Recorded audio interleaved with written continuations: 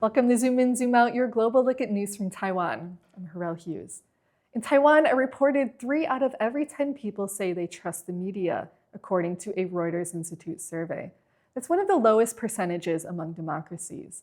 Why do so few people trust the media in Taiwan, and what dangers does that present? To learn more about this, we are joined today by the Director General of Reporters Without Borders, Thibaut Bruttin. Thibaut, thank you so much for joining us today. Thank you for inviting me. First, we want to zoom out. It's not just Taiwan experiencing this low trust in media. It is a global issue. So what happens to a society or a democracy when people distrust media? So usually what we evidence in all the reporting we're doing is that when there is no or little trust in media, public debate becomes very difficult. And I think democracy pays a toll at the end of the day. Free press is one of the basic components in order to foster a true democracy. So we know we're worried about the journalists, we're worried about journalism as a trade, as an activity, but we're also eventually worried about democracy. Low public trust in media also gives rise to a lot of disinformation. So what sort of dangers does that present? Well, I would further. I would say that the low trust in media is a result of disinformation. And we're facing actors, especially repressive regimes, that have an interest in building a confusion, in showing the dark sides of democracy. And that's something that we are especially very worried about, because the press freedom situation is worrying, but it's also the result of an evolution of the tactics and strategies of press freedom predators. They've been very good at adjusting, at finding new ways of influencing the debate, and we need to find strong answers to that.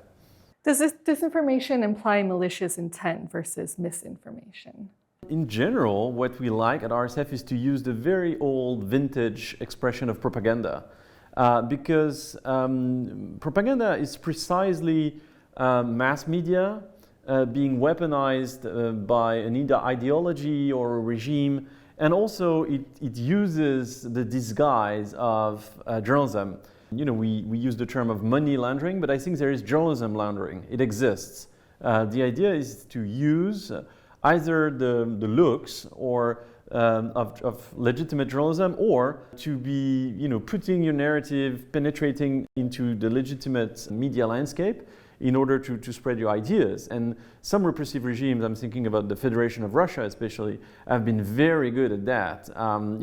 It's a matter of like having state media that you position as, legitimate media. It's about, corrupting journalists. It's about, sometimes using the logos of media, and we've been ourselves the victims of an attack of the Russian Federation, with a fake BBC and a fake RSF report. So that exists, and all of that shows that it's not only like misinformation online, it's also using the legitimacy of the media in order to position that narrative. Well, you've mentioned the actors who are perpetuating this disinformation. What role does technology or even social media companies play within that? Oh, they play a major role. And obviously, we are not satisfied with the current situation. Like the media and the information, the news and information media have been failing at being highlighted in social media, in search engines, because it's not the heart of the trade of tech platforms to reward the integrity of information. So we need to be more selective in there to have an integrity factor. I don't know what reputation is. Reputation is the word used by many of the tech platforms to explain why you are ranked first or second. And reputation is not a journalism term. I mean, it's something that probably is more accustomed to or linked to social life. What we need is to have, in the information space, a recognition of the rights and duties of journalism, the professionalism of the news reporting. And I think another issue that we see is that on social media and other media sites, we are just flooded with a constant amount of information. It definitely is. And the fact that the news consumption has been driven by tech platforms in the past decades is an issue per se. I am not sure that 50 years ago people would have experienced news fatigue. Now they are. because obviously when they only had 1, 2, 3, 5, 10 newspapers to read and several TV channels, they could make a selective choice. Today, the big revolution, I think it's little said, is autoplay.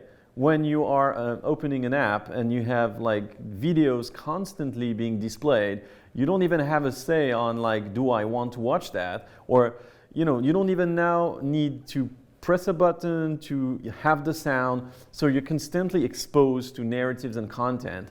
So at the end of the day, I understand the public's news fatigues. That's evidenced in many polls and surveys, and we need to address that. Is journalism, something that contributes to you being able to have an opinion? I believe so. But when you're constantly under fire from information, I think it's difficult to exercise this judgment and to be able to have some reflection. So there are other forms of journalism, and maybe we should highlight them more often. You have constructive journalism, you have slow journalism, that just like there is slow food, and that exists. And I think the more people will be drawn towards constant 24-hour coverage, the less they will have an appetite for a journalism that builds, a vision of the world, that structures your understanding of what's going on and enable you to make individual or collective decisions. So really, if there is one thing I really believe in, is the fact that if people are pissed off by journalists, it's also because they have been disappointed, which means that they had hope, which means that they have an ideal, and we need to restore faith in that hope. Now let's zoom in. We're currently in Taiwan. How would you describe Taiwan's media landscape? So I would define it with a figure. 27th, that's the ranking of Taiwan on the World Press Freedom Index that RSF establishes on a yearly basis. So it's the leading country in terms of press freedom in Asia.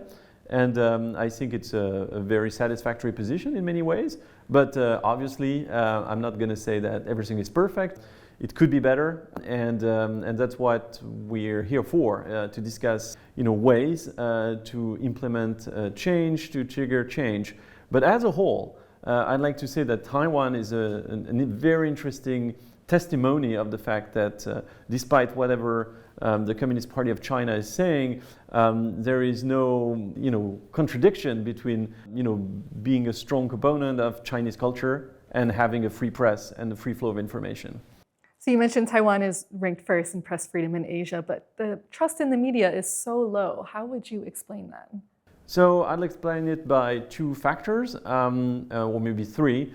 The technological context in which the news is consumed today is something that doesn't foster the trust. And I won't expand there because I already did. The second thing is, I think, the fact that the neighbor is here trying to influence the narrative in many ways. And some of that, as a result, creates confusion, narratives that conflict. There is always an element of, is it true? Is it false? So the propaganda, to some extent, is effective. And the third thing, which is, I think, equally important, probably easier to solve, is how polarized the media can be in an environment like Taiwan. And I'm not against the committed journalism. I think it's part of the history of journalism. But to what extent media are weaponized to serve the interest of a political or economical group, I think it's something one can wonder about. And we need to think in those terms. How can we depoliticize the media, depolarize the media, or at least have a pluralistic approach to the media that serves the public need, that serves the public conversation? So I know that you're currently in Taiwan to speak with some of Taiwan's leaders. What are your goals on this visit? So there are three reasons for our visit here. First of all, to celebrate 7 years of the office of RSF in Taipei.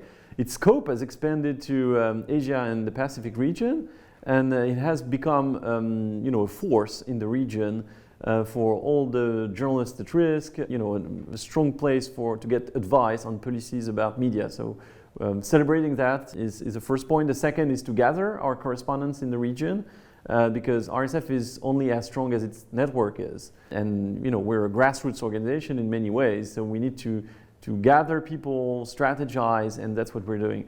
And finally, we're talking to lots of people within the media community in Taiwan, plus policymakers.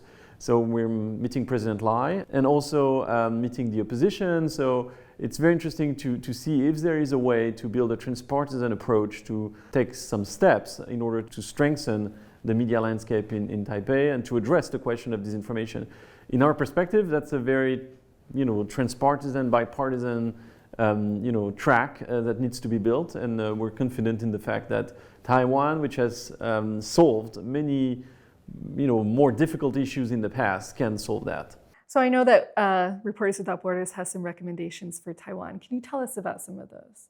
Yeah, so we've published an op-ed in the Taipei Times, which highlights 5 solutions. I mean, won't get into all of them, but we really believe that at some point we need to have tech platforms that endorse a free press, a professional journalism, and it could be interesting to have a public policy that requires for tech platforms to increase the discoverability and get appropriate moderation for journalism content. Second is probably the expansion of a transmedia regulation. And we're not big supporters of regulation per se. I mean, which we think it should be a Damocles sword. It should not be used all the time. But having a regulation that is equal to the whole media landscape is interesting. The print press is regulated differently from the TV in many countries, and Taiwan that's the case.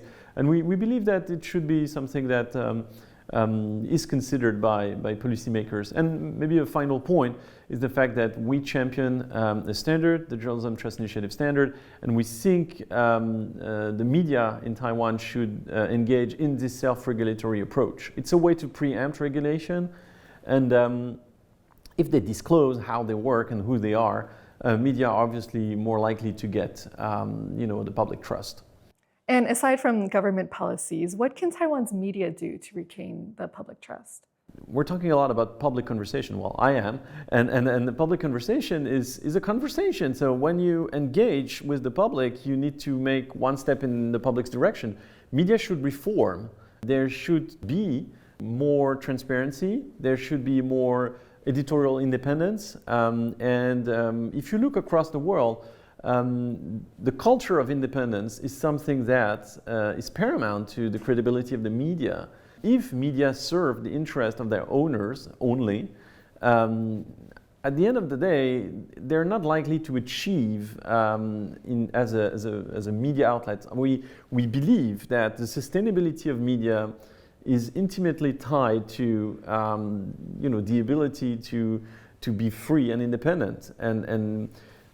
Trust, sustainability, and independence, it's just like different stops on the same line. Well, Thibaut, thank you so much for sharing that with us today. Thank you so much. This has been Zoom In, Zoom Out. For more stories from TaiwanPlus News, follow us on social media. Thanks for watching, and we'll see you next time.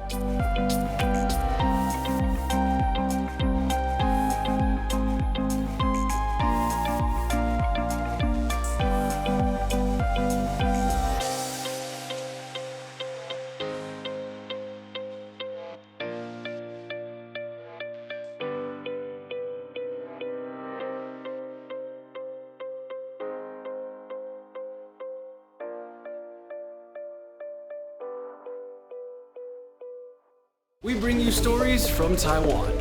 Every day of the week. Our reporters travel the nation.